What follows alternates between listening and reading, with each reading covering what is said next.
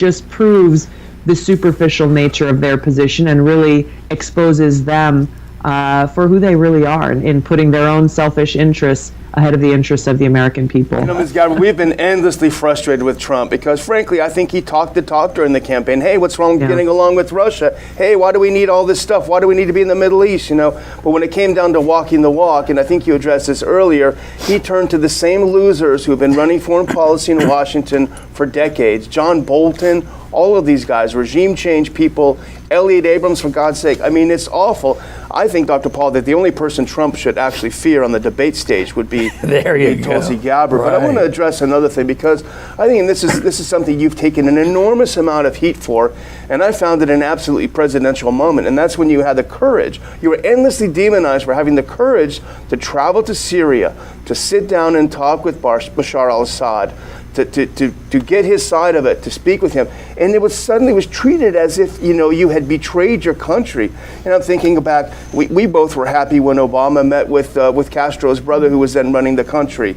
We were happy when Trump met with Kim. We were happy when Reagan met with Gorbachev. It led to good things, and potentially good things. So where does this idea come from that you can't even talk to your adversary? It seems like something new to us. Yeah, you know, it points to this underlying theme of all the issues we're talking about here today, where whether it's the foreign policy warmongering establishment in Washington or it's their corporate media partners, their goal and objective is regime change in Syria.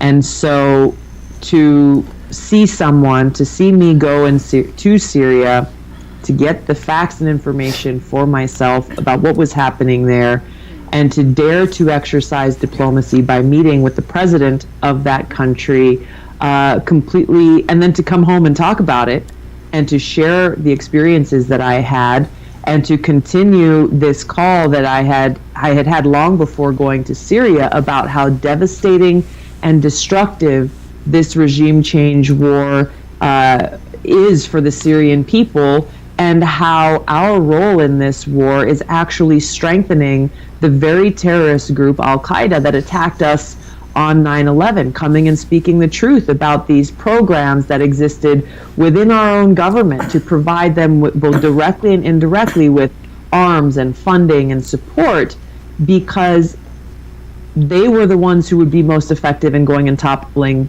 Bashar al-Assad, the Syrian government. And coming back and speaking the truth triggered a lot of people to lash out and to try to not. If you notice, they don't ever argue with me on the substance of should we be trying to overthrow this government or not. The conversation never goes there.